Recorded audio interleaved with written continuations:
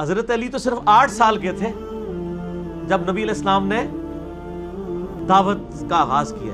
اس وقت حضور کے ساتھ جانثاری اور باڈی گارڈ کون تھے؟ حضرت علی تو نہیں تھے، ظاہر ہے 8 سال تو بچہ ہوتا ہے. وہ یہی لوگ تھے، سعد بن ابی وقاص، عبد الرحمن بن عوف، یہ بڑے بڑے صحابہ تھے. حضرت علی پھر جب میدان میں اترے پھر تو ساروں کو پیچھے چھوڑ گئے نا. لیکن اوائل کے اندر جب تک حضرت علی 15-16 سال کے نہیں ہوئے، وہ 7-8 سال انہی صحابہ نے حضور کی اس طریقے سے حفاظت کی ہے دنیاوی اسباب کے اعتبار سے. تو ہر صحابی کا اپنا مقام ہے الحمدللہ. اگلی بات آ رہتی ہے کہ آپ لوگوں کو قرآن ڈائریکٹ پڑھنے کا کہہ کر دراصل گمراہی کا دروازہ کھول لیں، کچھ خدا کا خوف کریں. ہاں جی، میں اللہ کا خوف کرتا ہوں، اسی لیے لوگوں کو کہتا ہوں کہ قرآن پڑھیں، کیونکہ مجھے پتا ہے کہ قرآن میں یہ لکھا ہے. سورۃ الانعام کی آیت نمبر 19 ہے وَأُوحِيَ إِلَيَّ هَذَا الْقُرْآنُ لِأُنذِرَكُم بِهِ وَمَن بَلَغَ. اے نبی علیہ السلام فرما دیجئے مجھے قرآن اللہ نے اس لیے وحی کیا تاکہ اس قرآن کے ذریعے میں تم تک دعوت و تبلیغ پہنچاؤں اور جس تک یہ قرآن پہنچ جائے وہ بھی اس قرآن کے ذریعے تبلیغ کرے. تو سر میں اپنی کتاب آپ کو کوئی لکھ کے دے دوں، آپ کے بزرگوں نے تو کسی نے فضائل سنت پکڑا دی، کسی نے فضائل اعمال پکڑا دی، کسی نے 14 ستارے پکڑا دی. ہمیں تو نبی علیہ السلام کتاب اللہ دے کے گئے، یہ سنت ہے. اور یہ حیران کن بات ہے کہ اگر مجھے کوئی یہودی آ کے یہ کہے نا کہ قرآن ڈائریکٹ نہ پڑھنا گمراہ ہو جاؤ گے، ہم کہیں گے دیکھو اللہ کا دشمن ہے، اپنی کتاب پڑھوانا چاہتا ہے. تو تھوڑا مولوی ممبر سے چڑھ کے آتا ہے قرآن ڈائریکٹ نہیں پڑھنا چاہیے، گمراہ ہو جاؤ گے. تو اس کے بارے میں سوچا جائے یہ کسی اور چکر میں ہی ہے. یہ مسلمان کے لبادے میں ایک دشمن اسلام کا کھڑا ہوا ہے آپ کے سامنے. قرآن تو کم از کم 4 دفعہ ایک سورت میں کہہ رہا ہے وَلَقَدْ يَسَّرْنَا الْقُرْآنَ لِلذِّكْرِ فَهَلْ مِن مُدَّكِرٍ. قرآن نصیحت کے لیے آسان ہے کوئی سمجھنے والا؟ اور سر میں ڈائریکٹ تو کبھی بھی میں نے نہیں کہا، یہ میرے پہ جھوٹا الزام ہے. میں نے ہمیشہ کہا ہے بریلوی ہو تو احمد بریلوی صاحب کا ترجمہ پڑھو، جو بندی ہو تو اشری تھانوی کا ہی پڑھ لو اپنے بزرگوں کا، آپ اہل حدیث ہو تو جونا گھڑی صاحب کا ہی پڑھ لو، شیعہ ہو تو سید فرمان علی شاہ صاحب کا پڑھ لو. سر میں تو کہتا ہوں آپ احمد بریلوی صاحب سے قرآن پڑھیں، کیونکہ وہ یہ نوٹس تو نہیں بنا کے گئے تھے، آپ کے لیے ترجمہ لکھ. تو میں تو ڈائریکٹ احمد بریلوی صاحب سے قرآن پڑھتا ہوں. میں نے کوئی میرا قرآن کا کوئی ترجمہ لانچ ہوا ہے کہیں آپ کے پاس ہے تو ڈائریکٹ کہاں سے؟ جب میں احمد بریلوی صاحب کا ترجمہ پڑھ رہا ہوں تو میں تو ان سے قرآن پڑھ رہا ہوں نا، ترجمہ انہوں نے کیا نا، انہوں نے اپنی عربی کا کیا، آپ کے استادوں کے استادوں کے استاد نے. تو ڈائریکٹ تو ہم کہہ بھی نہیں رہے. ہم علماء سے بھی کب کہتے ہیں کہ آپ جان چھوڑیں؟ ہم کہتے ہیں علماء سے ہی پوچھیں، بلکہ پوچھیں نہیں پوچھو انہاں نو کہ جڑی گل کی تھی جو لکھی کتنے ہے. جب یہ بات کرتے ہو کہتے ہیں سانو پتہ لگ گیا کہڑے اسٹیشن تو تسی بول رہے ہو. وہ اسٹیشن جیل ہوندا ہے دریا دے کنارے فرسٹ فلور ہوتے، وہ یہ کہنا شروع کر دیتے ہیں. ہم کہتے ہیں علماء کو پوچھیں نہیں پوچھیں کہ یہ آپ جو ممبر پہ بیان کر رہے ہیں یہ کس آیت اور کس حدیث میں لکھا ہوا ہے. تو ہم کہتے ہیں علماء سے ہی پوچھ کے چلیں. لیکن علماء سے یہ نہیں پوچھنا کہ سر بزرگ کیا فرماتے ہیں، حضرات کیا فرماتے ہیں.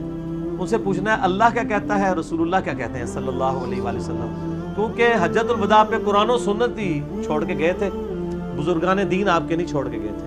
اس لیے کہ بزرگان دین کو تو فوت ہونا ہی ہونا ہے، قرآن اور سنت نے زندہ رہنا ہے. اگر نبی علیہ السلام دنیا سے چلے گئے تو کوئی اور بزرگ زندہ نہیں ہے. ہاں نبی علیہ السلام اپنی تعلیمات میں زندہ ہے، اور قرآن تو اس کا کلام ہے جو جس کو نہ موت آنی ہے نہ اونگ آنی ہے. تو یہ تو کتاب موجود ہے نا جی. تو میں نے مسئلہ نمبر میرا 1 اسی پہ ہے، امام الانبیاء کی دعوت قرآن. تو خدا کے لیے آپ لوگ خوف کریں بجائے ہم پہ یعنی کرنے کے غریب تو بدتمیز. آپ کا اپنا حال یہ ہے اور آپ ہمیں کہہ رہے ہیں کہ جی ہم لوگوں کو گمراہ کر. اچھا پھر کہتے ہیں ڈائریکٹ نہ پڑھیں. چلے سر آپ انڈائریکٹ پڑھا دیں. کس مسجد میں درس قرآن ہوتا ہے؟ کہتے ہیں ڈائریکٹ نہیں پڑھنا چاہیے، علماء سے پڑھنا چاہیے. تو سر علماء پڑھاؤ نا. ابھی شکر ہے سنا ہے پی ٹی اے کی گورنمنٹ نے اناؤنسمنٹ کی ہے کہ کمپلسری میٹرک تک قرآن ترجمے سے ختم کروایا جائے گا. تو وہ بھی ایک سٹیپ ایک پولیٹیکل گورنمنٹ نہیں لیا ہے نا.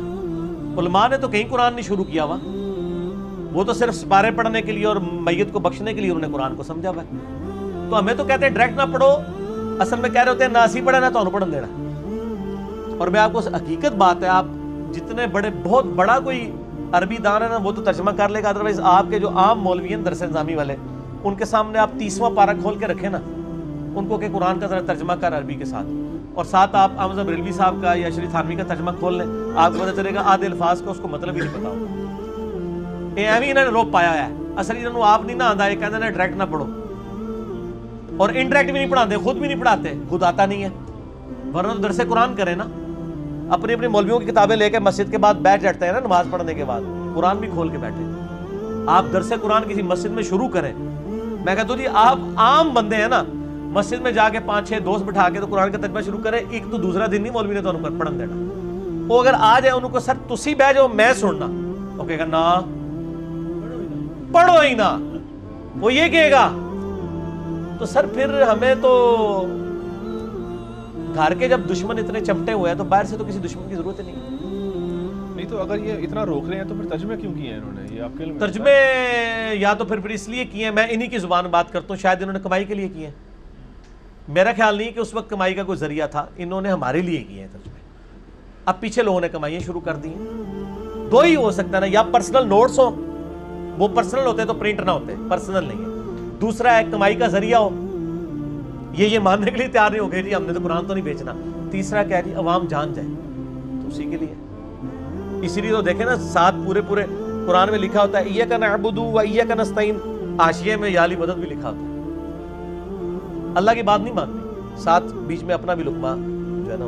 اور میں کہتا ہوں، میں داد دیتا ہوں کم از کم شیعہ نے یہ حرکت نہیں کی ہے. شیعہ کا آپ ترجمہ پڑھیں سید فرمان علی شاہ صاحب کا، ایاک نعبد و ایاک نستعین کی تفسیر میں انہوں نے لکھا ہے کہ یہ آیت واضح دلیل ہے کہ اللہ کے علاوہ کسی کو مدد کے لیے نہیں پکارنا چاہیے. انہوں نے یہ علی مدد نہیں لکھا ہوا، لیکن احمد بریلوی صاحب کی جو کنز الایمان کے ساتھ حاشیہ لگا ہوا ہے اس میں سارے بزرگ مانگے ہوئے ہیں. اور سر دیوبندیوں نے بھی یہی کیا ہوا ہے.